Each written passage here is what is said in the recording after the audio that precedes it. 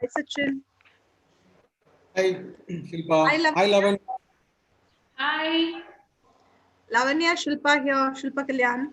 I had the chat here. Hi. Yeah, so we'll just wait for a few minutes. Must have Many been are a heavy joining. week. Yeah.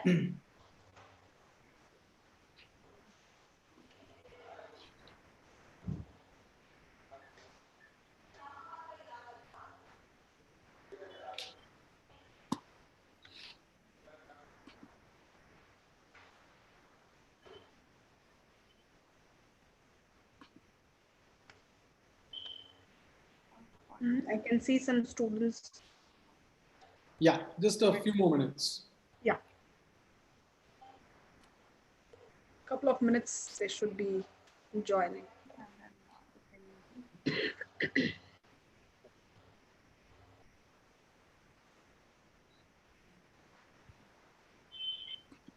Is this between their class? I mean, do they have classes the whole day right now?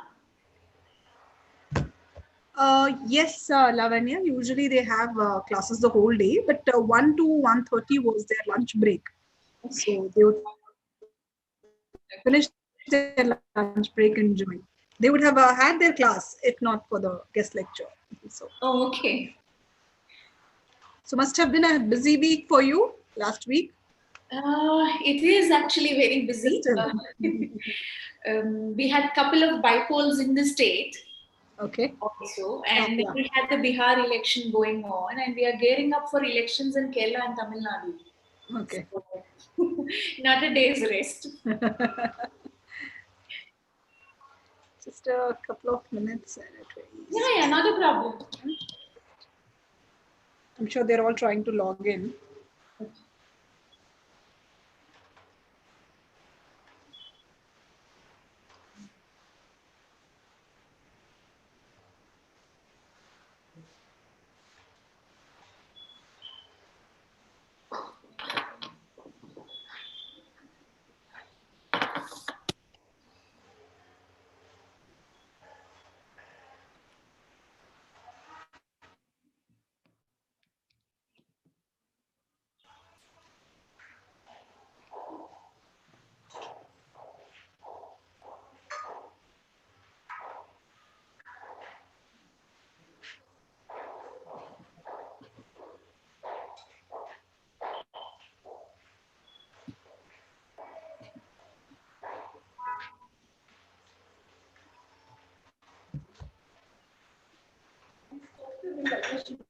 To the washroom.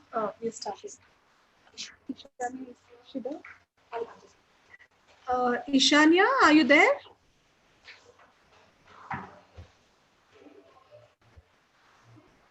Ishania?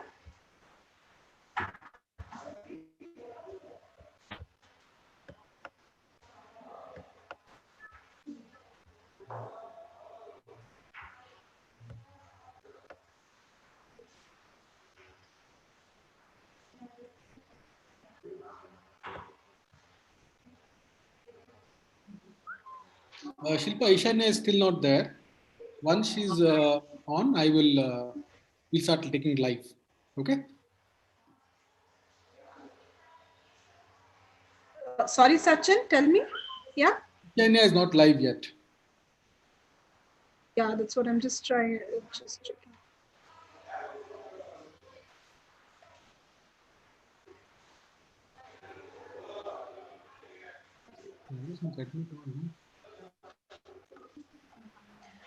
Sachin, I think some of them are waiting to be accepted. Yeah, it's okay. I'm accepting them. Oh, okay. Is it? Because that's what some of them messaged me. They're waiting in the waiting room. I can see 50 participants. Oh, okay. Are they there, Sachin? Yeah, now everybody is admitted. Yeah, Ishanya is there. Ishanya Prabhu, right? Yes, Yeah. yeah. So I'm going to have to unmute her. Should I switch on my video? Yeah, Ishanya, if you can put on your video also, we can see the puppy there. Sure, ma'am. Okay. We'll start, Sachin. Yeah, I think I'm sure the others will join. And is the session being recorded, Sachin? you recorded? Yeah, it's going on YouTube, no? It'll already be there live. Yeah, done, done. Okay, so we'll start now. Hello, everyone. A very good afternoon for everybody there logged in both on Zoom and YouTube. This is a very interesting initiative by BPAC and Presidency College Center for Media Studies.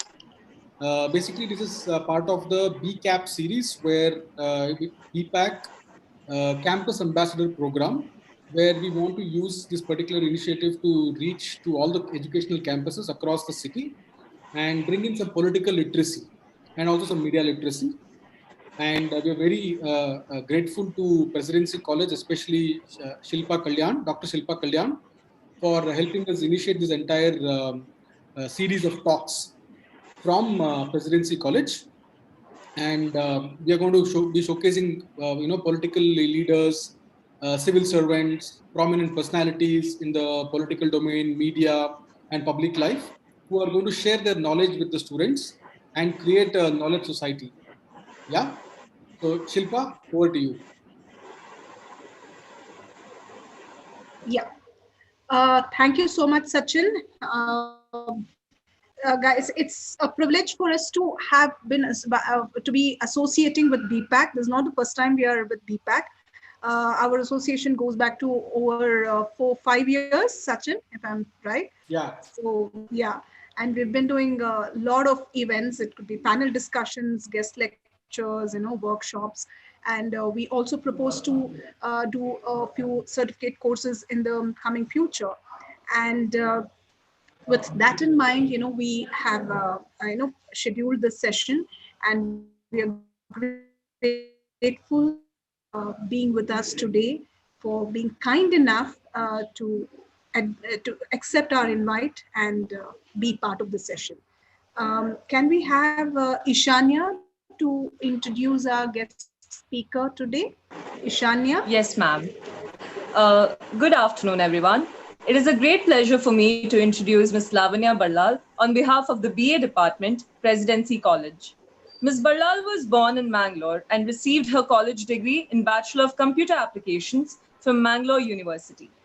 She's been a radio jockey with Radio Mirchi since 2007 and has been rated as the #1 RJ consistently in the past 1 decade. She was one in the team that helped launch the radio station in Mangalore, Karnataka. She was an RJ for 13 years. Ms. Ballal has also worked in the newspaper, The Times of India. During the 2018 Assembly elections, she chose to become a politician and join Congress. She is the spokesperson for Indian National Congress and National Social Media Coordinator for All India National Congress. She was the National Social Media Coordinator in charge of 9 southern states for All India Mahila Congress till April 2020.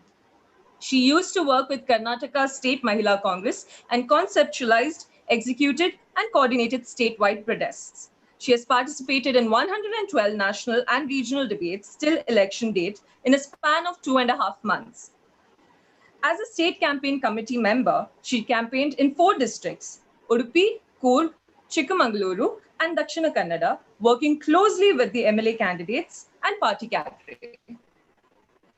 She is a very diverse and strong woman who has succeeded in her careers. Today, she is here with us to share her experiences and knowledge about political campaign and social media. Welcome, ma'am. I also take this opportunity to welcome all of you taking part in this session. Thank you so much, Ishanya, for that wonderful intro. And Dr. Shilpa Kalyan, thank you so much for having me on board today. I'm really thankful to the Presidency College and BPAC, Bengaluru as well, for arranging this program. When we talk about social media and political campaigning, all of us right now are on social media on multiple platforms, day in, day out. And I'm sure all the kids, these young, vibrant minds who have logged in today, I'm sure all of you are on social media platforms. The fact is, from 2008, we saw how social media is being used in political campaigns. When the 2008 election campaign of Barack Obama happened, we saw how the world saw how extensively social media was used for the campaign. 12 years down the line, we see social media driving the public opinions. We see breaking news on Twitter and on FB. Whatever news that is breaking right now, it comes immediately on Twitter and Facebook. Maybe it comes a few minutes later on TV, and the next day on newspaper. The traditional media is being pushed back by social media. Not that traditional media is of no use or it is dying, but the social media is taking a prominence. Whenever we talk about social media and political campaigns, the fact is, all these MLA candidates or the MP candidates, they need to interact with the citizens, with the people who are voting on a day-to-day basis to find out what issues they are facing or what is it that they are demanding from their elected representatives to meet every individual from an assembly constituency. Say, for example, generally, an assembly constituency has about 2.5 lakh people, that is voters themselves. It's very difficult for an MLA to go from door to door and find out what is going on or what is it that they need, or for that matter, what issues that's going on in the constituency. Of course, there's a machinery, government body, everything for that. But social media makes it much more easier and accessible for the elected representatives as well as for the voters to address their concerns or to raise their concerns on the relevant platform. But it's not that easy also on social media. What we have seen is Facebook growing exponentially in the last 1 decade across the world. Today, I think the tech giants are much more powerful and much more wealthier than most countries in the world. For example, it may be the Twitter, or it may be Mark Zuckerberg of Facebook, or Jack from Twitter. I'm sure they have accumulated, amassed wealth that no country can imagine having as their budget. And they have so much of power, especially because most countries till date do not have a proper law to govern the social media. And when we talk about Facebook, we see how it is one of the biggest platforms that Indians use. The biggest market for Facebook is India. And we have also seen how Facebook in the recent past was accused of not pulling down hate speech that was there when it comes to India. There was a huge hue and cry, and of course Indian politicians wrote to Facebook saying, we need to know why didn't you pull down the hate speech by right-wing parties in India. Then when this happened, we have to understand the hate speech part that comes in social media. We may ask, why does it matter to politicians, or in politics, why does the hate speech matter? It matters because people consume it. And most of the people who consume this hate speech or whatever information that comes on social media, they believe that it is true, they assume it is true, and they blindly reshare it.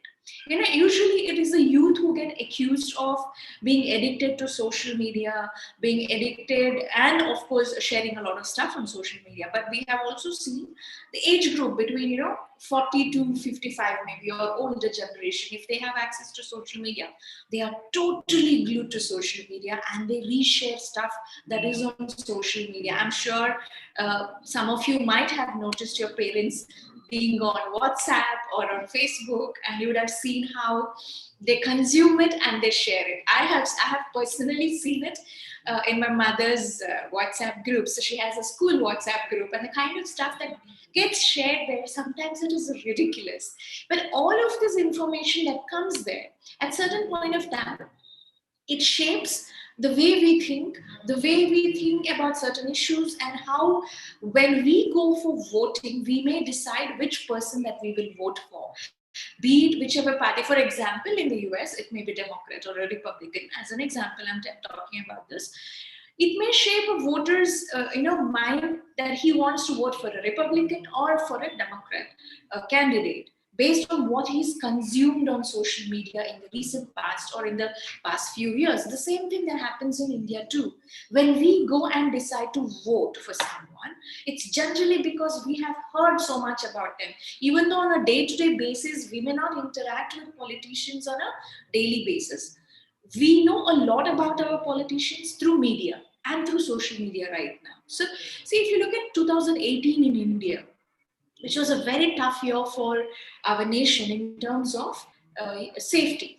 Lynchings in India were the highest in that year, on the 6-year high. If you look at the past 6 or 7 years, we see that lynching in 2018 happened to the huge number. And all of these lynchings were because of the rumors that came through WhatsApp or Facebook. A lot of times people were lynched to death because somebody on WhatsApp said that person is a kidnapper of children and stuff like that.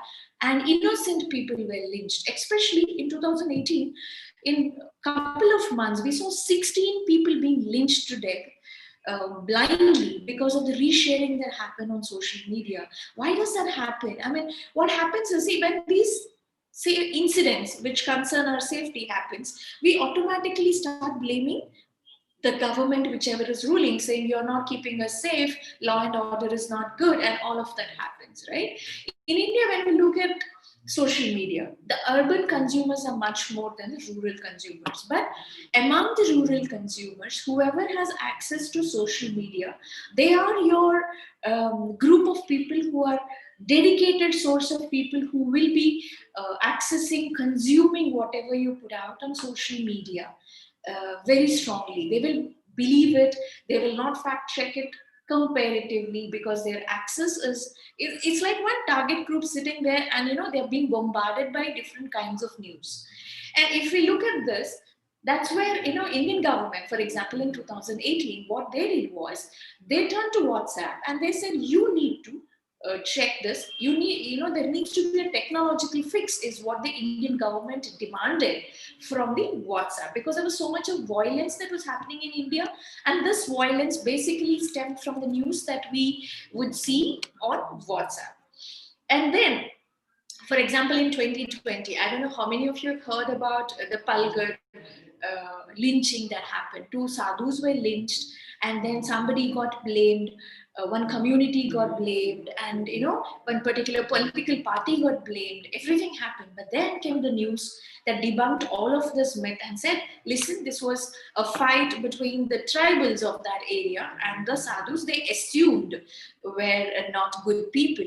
So basically, the entire lynching of 2 old men, the unfortunate incident happened because of the rumors. In India, I think WhatsApp spreads rumors faster than any other platform, even Facebook or Twitter or whatever. Um, I don't know, a few years ago when WhatsApp came, I don't think any of us imagined the impact WhatsApp would have on us. And during Trump's presidential election this year, we have seen how extensive social media was used. We have seen how he became the biggest source of disinformation in the year 2020.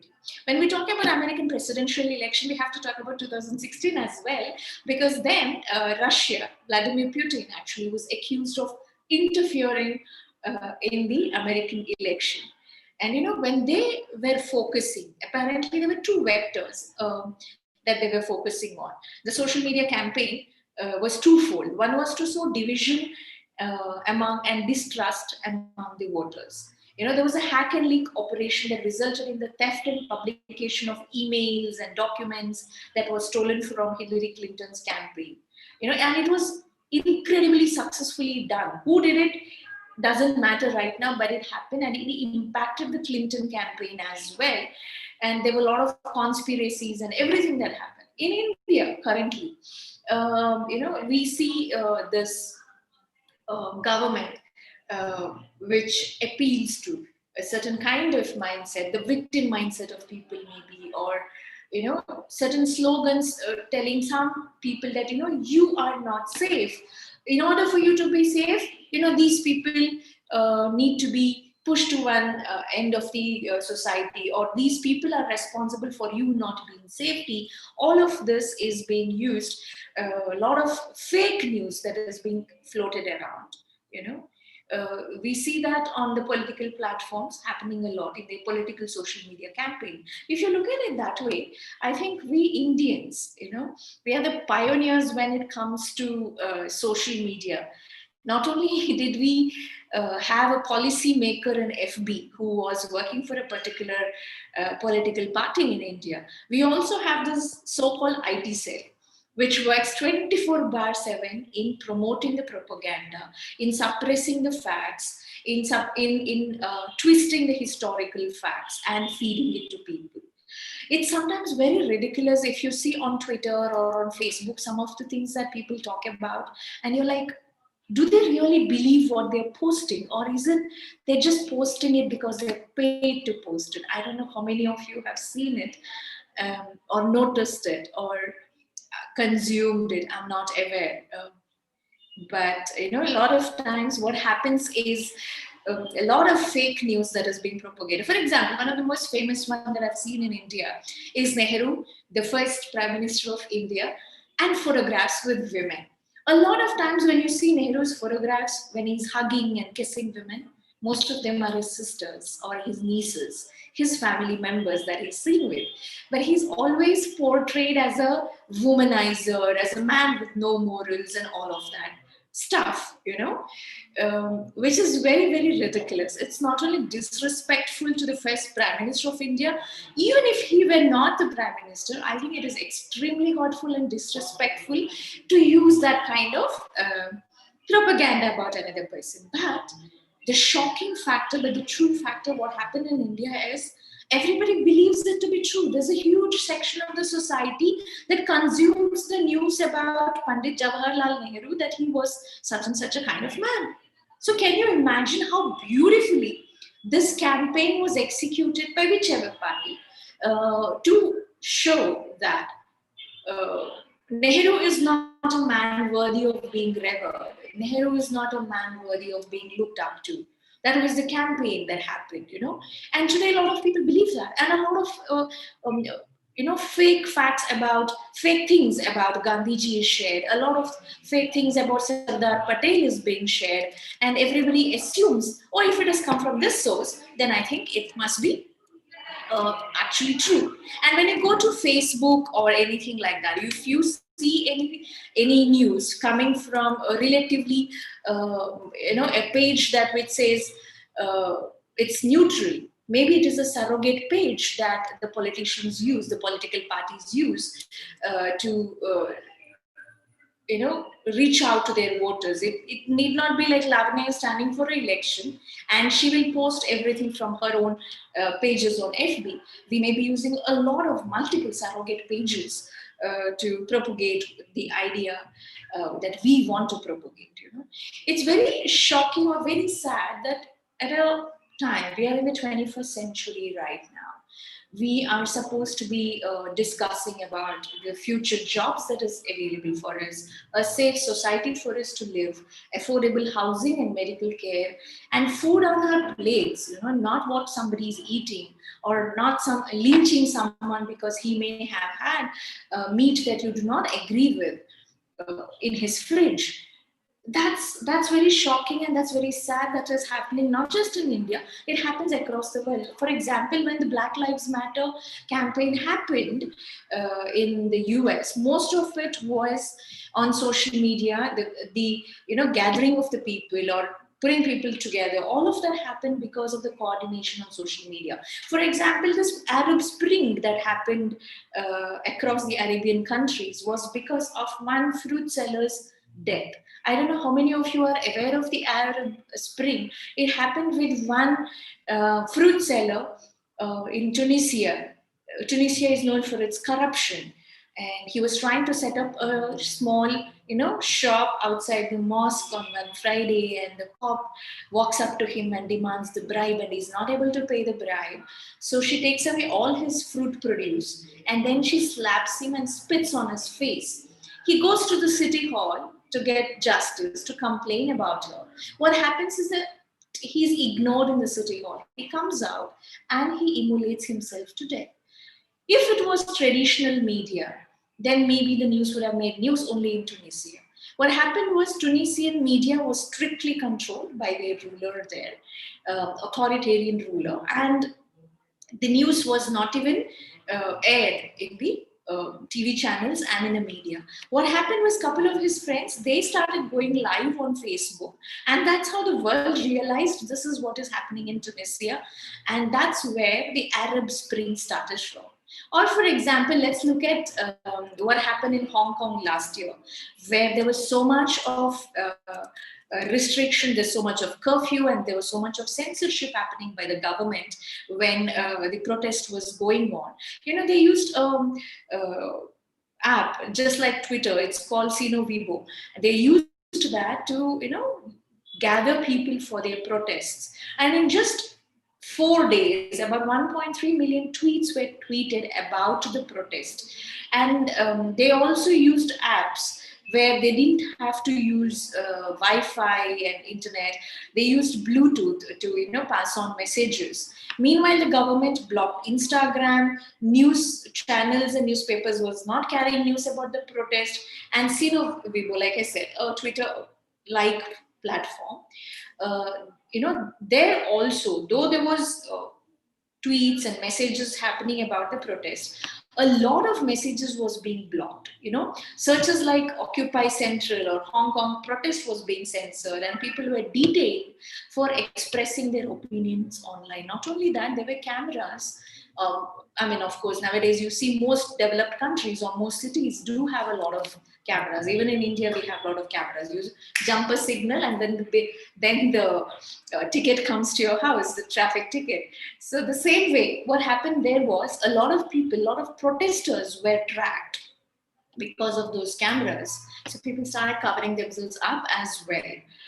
A lot of times, all of these campaigns, all of these protests, every time there's a protest that is happening in a nation, it impacts the government which is ruling the nation, whichever party it may be. When there is a sustained protest, then what happens is the ruling government gets impacted, and there may be a change in the policy. They may bring about a new rule, or sometimes it may lead to the fall of the government. For example, when the Nirbhaya case happened in India, there was such sustained protest by the opposition parties. It also was one of the reasons why the Congress-led UPA lost their elections in that term. And then came the NDA. So a lot of times these political campaigning that happens, it's not just about, hey, vote for me and I'll work for you. It's also about a lot of issues that are being raised on political platforms by the political parties and the candidates. It need not be good. It need not be bad. It need not be the truth. A lot of times it is also fake. One of the biggest bane, I think, today we see across the globe is a fake news. There's so much of fake news. There's so much of fake news everywhere. And I think we just blindly forward it. We blindly follow it. If it is fake or not, we don't do the fact check. You may ask, how does it affect us, or why should we bother about it? First, everybody should be a participant in the democracy. Only then, when the policy changes happen, or if it has to change, then we can boldly say, hey, this is not what I voted for. You can't sit at home without participating in the election process and say, okay, I don't like how India is functioning or how my country is functioning, right? So you need to participate. When you're participating, election may come once in 5 years, or maybe if there's some other problem, it may come midterm elections or whatever. But every issue that happens, for example, the Sushant Singh murder or murder conspiracy that happened in India, there was a news that 80,000 fake Twitter accounts were created to tweet about it. 80,000 and more. Of course, now the news says there was more number of Twitter accounts that was created to push the agenda. One may say, so what does a Bollywood actor's death have to do with elections in India? You have to understand there was Bihar elections coming up, and his native place was in Bihar. So that was being used to fuel people's thoughts, processes, and everything, and to divert people's mind. That is when I think people started questioning about our government not having data about the migrants who went back.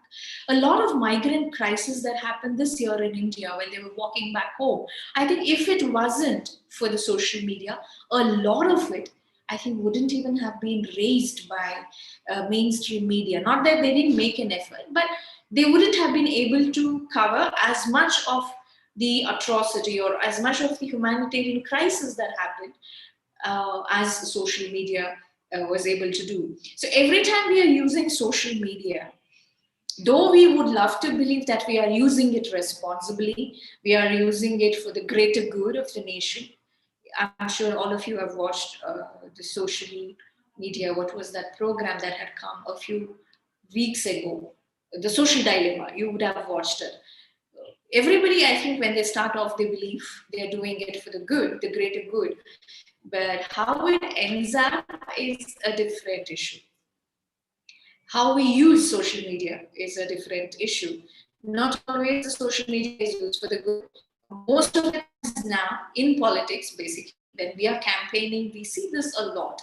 You not just have to, there's a twofold campaign. For example, if I'm campaigning for my party, so there will be a twofold campaign for me. One is to put out what is it that we have done, what is it that we plan to do for the people of the particular place.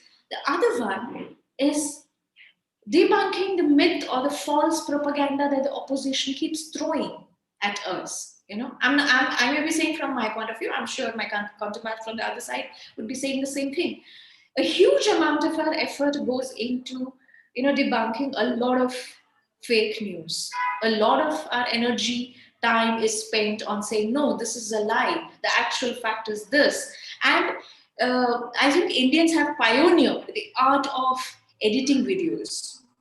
We see a lot of edited videos of the leaders coming out, and we're like, this is so ridiculous. How could be somebody so ridiculous, And they're so quick and fast about it. I'm not talking about any particular, I don't think I should say the name of the party, but I'm sure you're all aware of who uses the IT cell to the maximum. And also how they intimidate people, how there is cyberbullying that happens. And if you notice the world, I think especially India, we are politically so divided in the last few years, which is very shocking. Did we see that before that? No. What led to strong political opinions? What led to a political division like this would be the social media that we use. A lot of times, a lot of things are shared on social media that you wouldn't see on mainstream media. Also, when you're on social media, you have access to all your leaders and all the famous celebrities who might have a political opinion.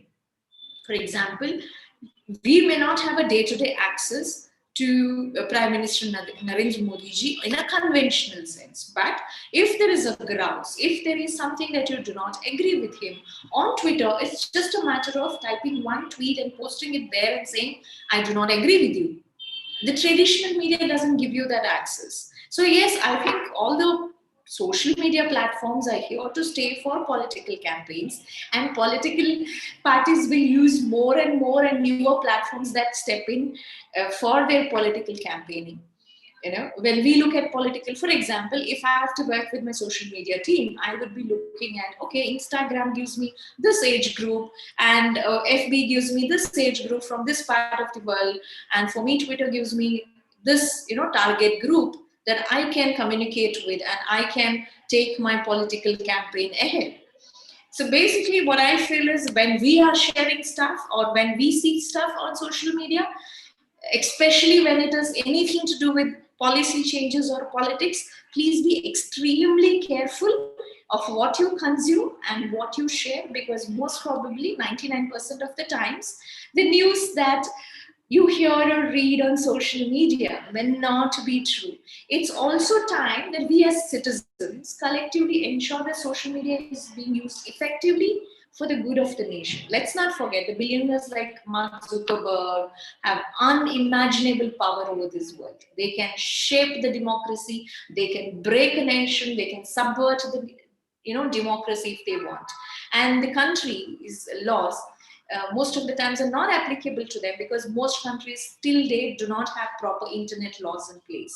So while using social media, please be careful of what you consume, what you share, and just don't be this product of social media companies that is being sold to the political parties. Basically, a person who is on social media is nothing but a product for the social media platform to be sold for a certain rate to a political party. Basically, lab rats. Whoever is on social media is a lab rat for the social media company that is used to manufacture content. If you know what is manufacturing content is, a certain kind of news is fed to you to make you understand certain issues that the bigger companies would want to sell to you.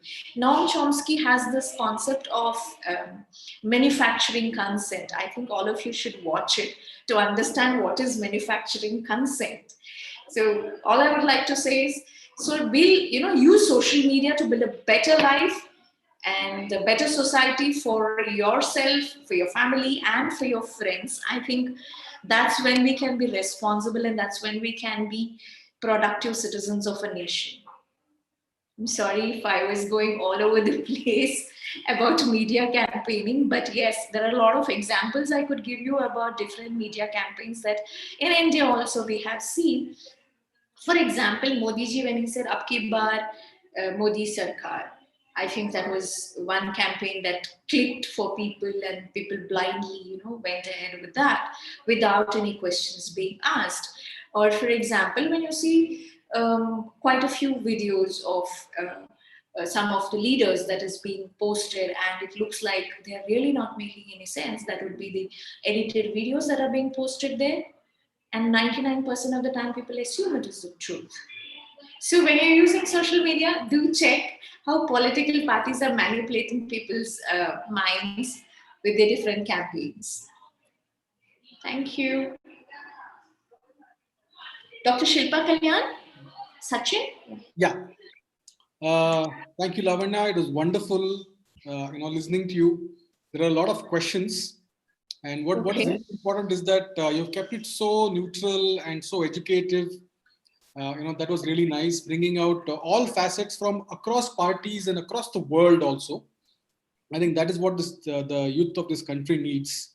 So let me, ask you the first question. Do political campaigns help beyond the realm of elections? See, now the political elections are not just the 1 month period that we see, okay?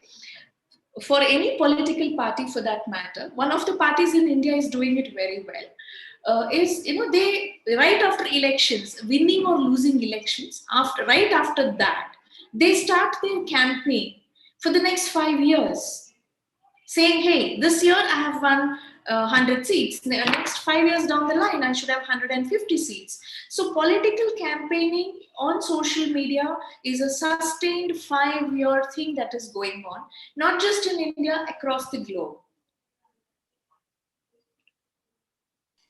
Okay.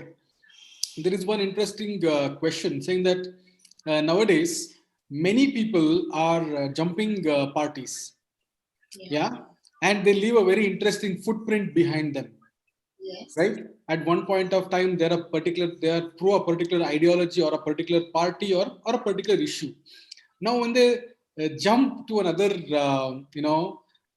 party or ideology, how do they manage this, or do they, delete their account or start something new? What is your point of view on these things?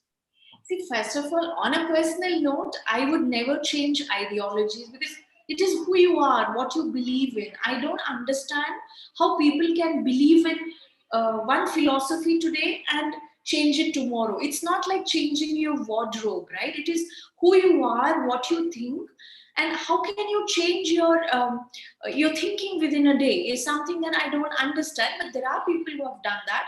We have seen a lot of leaders in India doing that across different party lines, which is very shocking. Especially, I have seen a couple of women do this recently, and that time as a woman, it raised a lot of questions for me. I was like, you were speaking up about women's rights till yesterday, saying the policies of this party ideology does not necessarily mean safe environment for women. Today, if you're going and associating with them, were you lying till yesterday, and what are you lying today? That is a question that raises always. But when they change or when they hop parties, right now people are so thick-skinned. I think they don't even delete their Twitter account, Facebook account, or Instagram account or whatever social media they're using. They just go and just today if they are saying one party's name, tomorrow they will change the party's name. That's about it. Most people you see still leave their traces of their social media, and they just don't respond. We have seen in the last few months how many people were mocked by people across different party lines. Like, you were saying this yesterday, but you're saying this today. Yeah. But people are very, very thick-skinned. That's where citizens, that's where voters need to step in and question them. Next time, if they ask coming for votes, what is it that you believe in? Because see, when I'm voting for a certain ideology, and this guy who takes my vote and goes away to some other ideology, then he's cheating me. So every voter needs to speak up about it. Okay. So everybody needs to be careful about the digital karma, you mean to say. You cannot get rid of it so easily. No, it is there to stay. Okay, great. Arvinda is asking, ma'am, you suggested that we must be wary of the content that we consume, which shapes our political opinions. What, according to you, is a good source? Every side has a leaning that they are entitled to. Also, on the side note, you highlighted about your opponent using the victim card to stoke fear among the people, but we get to see this happening across party lines. What's your opinion on this? Yeah, there are two questions. Yeah, the first thing he spoke about leanings of publications which are online. I would say when you're consuming news, consume it from, at this current state of time, consume it from a source which is least accused in terms of being fake news, person who propagates fake news. For example, if there is a media house A, which is quite often accused of propagating fake news, if you read something from them, go check it with multiple sources. It can't be that 5 people will say one point of view, another 3 will say another point of view, then we will be able to come to a fair judgment what could have happened. This is where social media most of the times will step in and say, hey, this is what actually happened. If somebody is going Facebook live or a Twitter live, you will know what actually happened in that situation, rather than trusting maybe a media channel which may give its own biased view. That's exactly what is wrong with mainstream Indian media right now. Everybody has their own allegiance, everybody has their own point of view. They are failing in journalism. They're not giving us news, they're giving us opinion pieces, which is very, very wrong. And that is not news. And let me tell you, in Kannada, it says very beautifully, Swatantraku Swaichegu Vityasa ide. There's a difference between freedom and freedom to do whatever you want to do. I can't have a Swaiche doesn't have a proper word in English. Your Swaiche basically means doing things to your whims and fancies. That is not freedom. Freedom should be used for the betterment and not to hurt a person or the society or the interests of the society. He had one third question. I'm sorry, the last part of his question was. Yeah, so he's saying that all parties do the same thing, right? So how do we handle that? Not just one party. Every party is now equally guilty of manipulating social media. So what is the solution for this to bring everybody to the book? Yeah. One, the nation needs very strong internet laws. We need laws that govern the social media so that no matter which party, that nobody gets away with it. What is happening in India right now, I'm so sorry about the background noise. What's happening in India right now is, if I'm accused of doing something, my answer is, hey, but Sachin did it, why can't I do it? Yeah. I can't do it because I claim to be better than Sachin. So I shouldn't do something saying, hey, he did it, I will do it. No. That should stop. And for that, we need very strict internet laws or social media laws to govern. That does not mean censorship. That does not mean you get arrested for posting, hey, I do not agree with the CM of the state. That shouldn't happen either. That becomes a police state. So there needs to be democracy is of course always a fine balance. And we need to find that balance. And not just India, every nation, it's very crucial for all of us to frame an internet law and a social media law very soon. Certainly. Nice. Another question is, today there is interference of foreign countries in politics. I think it's been known for American elections. The 2016 elections, there has been some allegations that Russia was involved. Then Cambridge Analytica was caught, which was a part of which manipulated Facebook. So, what is your point of view on that, and how can we control that? That's another I think once again the internet laws will come into place, because if you look at the tech giants, be it Twitter, be it Facebook, today they are some of the biggest entities in the globe. The kind of wealth they have, the entire globe doesn't have, right? Be it Google, be it Microsoft, be it Facebook, be it Twitter, they have so much of wealth amassed that they are like a parallel power that is running this earth, and with so much of power, they have so much of power at their fingertips that they can manipulate anything in any nation that consumes their product, basically the entire globe. And they are not completely bound by the laws of any nation. That is why the world, the countries today need to frame laws that will ensure that the interests of their nations are not hurt by these tech giants. Everybody will use technology so that they can win elections, they can be in power and everything. The ultimate aphrodisiac in this world is power. So everybody will try to manipulate it at one point of time or the other. Let's not go into particular examples, but any country for that matter, anybody who wants to be in power will use every data possible on their hands to be in power. So it's, I think, responsibility of every nation to bring in laws that will, to a certain extent, rein in the tech giants. Once again, like I said, it's a very fine balance, Sachin, because where do you stop being a democracy and start being a police state? Yeah, correct. Yeah, there needs to be a thin line or a fine balance between both. Another interesting question is there are some doubts that Twitter is very biased towards a particular ideology and particular political party or something. So some of them are saying that do we need to have a localized social media or a microblogging site for every country to air its opinion, because somewhere people feel that it is being very, very biased towards a particular opinion or a particular country's points of view towards the rest of the world. Do you think these things affect political equations in every country, not just India, across the world?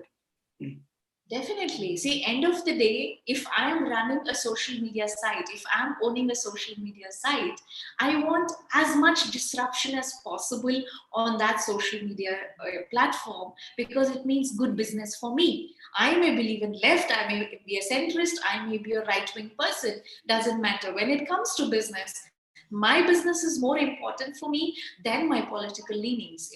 So if somebody from right wing is saying something, left wing is saying something, and centrist is saying something, and they're all fighting there, and the fight goes on for days, doesn't matter if it is hate speech or whatever. If that is going to get me more business, that is most important for me as a business person.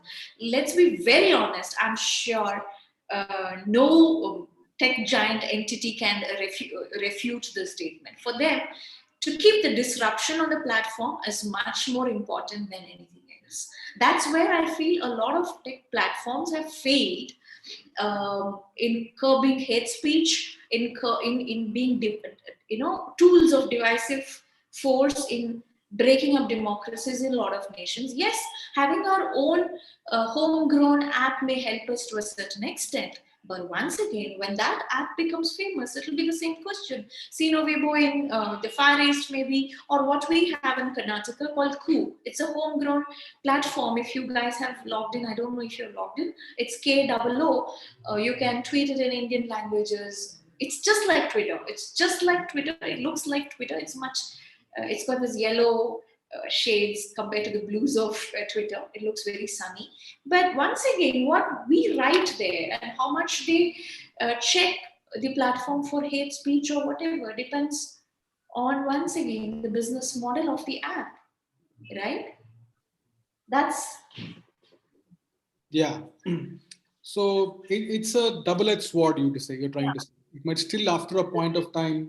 Ultimately, Sachin, if I am coming up with an app today, tomorrow I will also look at my profits. Correct. More important than me, how does it affect Samira's life or Ananya's life or Meenakshi's life? I will look at how does it benefit me, right? Yes. Okay. Another interesting question is that so far the social media has always been in the English language. All communication has been happening.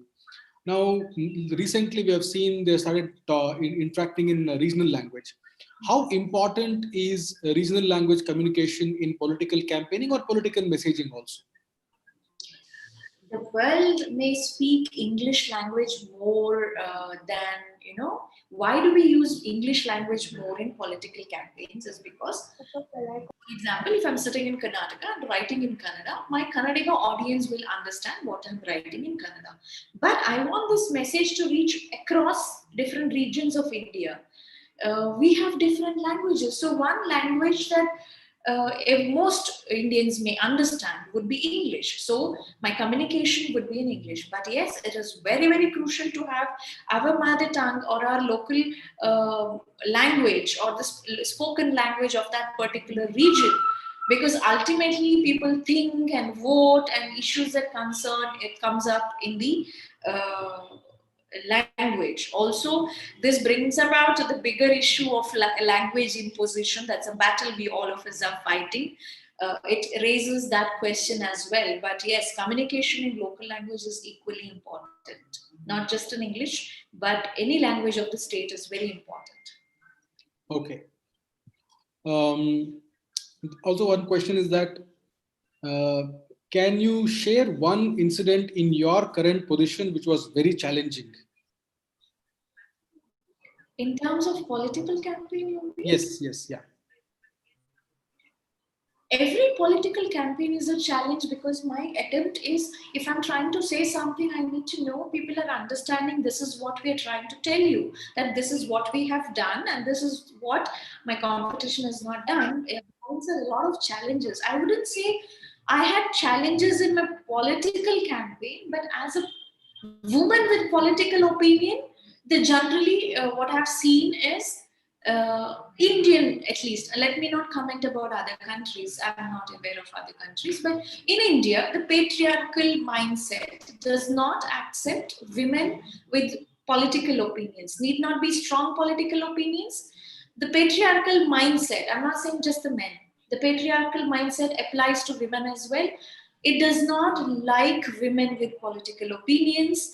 The first thing that they do, there will be character assassination. Second thing, they will look at your IQ levels and find you wanting no matter what you say. And that is why when you see a lot of female film stars who come into politics, they're always mocked, saying, hey, you know what, I think you should stick to being an actress. Hey, you know what, this is not in the script.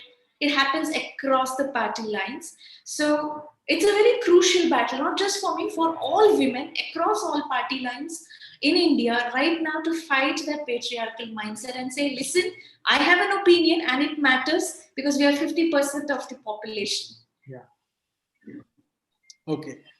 Finally, any tips that you want to give to the youth of this nation and all the students who have been watching your session? Something that they would like to go back and take it and implement in their lives? First of all, thank you so much for listening to me rant about politics and campaigning. Second, be an active participant. Don't say you're not a political person. You have to have a political opinion.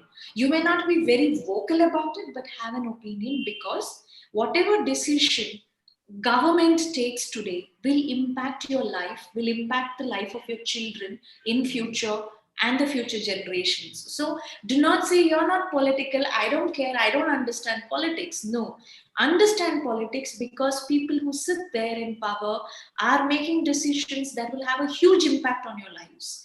So understand what is going on and exercise your right, exercise your duty as a voter. Go vote. It doesn't matter if it takes half a day for you to go and vote there and come back, but every vote is very, very important, because your opinion ultimately drives the nation forward. You can't not vote and then say, hey, you know what, look at them, they're raising the fuel price every day. If you're complaining about it, the question is, what have you done about it? And also, when you're using social media, use social media extensively. Be safe. Of course, I'm sure all of you are aware of how to safely use the internet, but also in this current scenario where the entire world is so political, when you consume news, do double check if this could be true. Is it the fact or is it lies? And then share it with other people. Do not blindly share whatever comes to your inbox. Okay, great. I think they've got 2 more questions. The youngsters are already now bubbling with questions. Now, if anyone had to choose between what they personally believe in and what your party wants to communicate, how do they handle this dilemma? Anyone from any party, any ideology, there's a conflict between their beliefs and the party's beliefs to communicate. I wouldn't know. I've not faced that situation. Once or twice, maybe I did not believe in a certain decision that was taken. Internally, I have made it very clear to the party that this is not what I believe in. And I do not appreciate this decision taken for whatever reasons. And in public, I have kept quiet about it. It may be wrong or it may be correct. I do not know. But I will not give voice to anything I do not believe in. I will not use my voice to and amplify something I do not believe in. Even if it is my own party, I would rather stay quiet. Internally, yes, we will raise that question and say, listen, I don't think this is right. What you did was wrong. But publicly, I would stay quiet and not amplify that decision of the party. Okay, great. So I think you need to have some kind, you need to, put your foot down and stick to certain things. That's very important. And this goes for anybody, right? Across parties. That's a very nice way to communicate. I think we're almost in the end of the session. In fact, many are asking if they can intern with you. You could mentor them. They're very, very impressed with your thoughts and views. Definitely ask them to drop a message to my Instagram. I'm on Instagram as Lavanya Ballal. Okay. Sure. I access my Instagram inbox more than any other media because it's still very nice. I prefer Instagram compared to Twitter and Facebook, which is a little cluttered for me right now. So ask them to drop a message at my Instagram, DM me on Instagram, and yeah, definitely we'll look at. And also not forget to like your Instagram page. Oh, yeah. Let me do the uncomfortable talking for you. No, I would really love it if they follow me on Instagram. I have very few followers on Insta. Okay. Yeah, I think it's going to increase now, manifold times now. Anyway, Lavanya, I think we're almost, at the last leg of the session. Thank you so much for gracing this initiative. It was very nice of you to make this entire topic so easily, digestible for them, and also making it very, very neutral, not, pointing fingers or, trying to rub anybody in the wrong side, because, there's a negative opinion about politicians saying that they're always here for what is in it for me. I think you have shown something saying that what the students need to get out of the session is what you actually stood by. That's really nice of you. Kept it very educational, came up with very, so many case studies. Even from BPAC, we're very, very grateful to you because we want to have a series of such kind of educational talks, and we'll be inviting people from all parties. We do not want to, get only one view on this. Soon we are going to have across other educational institutions also. We are going to get IAS and, IPS officers, prominent personalities, and everybody. I think it's a great way to start with you. Thank you so much. Also thank Shilpa for helping us start this entire initiative and Presidency College. Shilpa, any words from you? Thank you so much. Thanks to BPAC for facilitating this session. And Lavanya, thank you so much. We are so grateful. I'm so happy that you were able to take almost all the questions that our youngsters had. I'm sure you will be visiting us again in the coming days. Thank you, Lavanya. And Sachin, can we have a picture? Yeah, group let them picture? all, Zoom style. Let them all get their cameras on. Yeah. Guys. All of you, please turn on your camera. May I request all the students to turn on their cameras?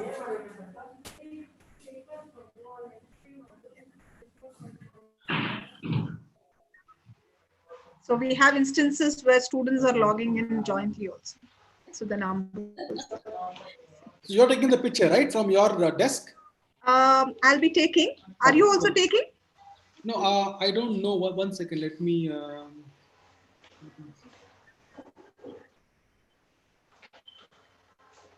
Yeah, you can take it. You can take it. I'm using someone else's laptop here. So.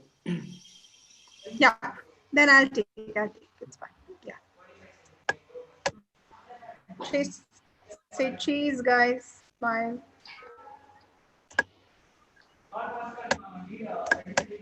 Yeah.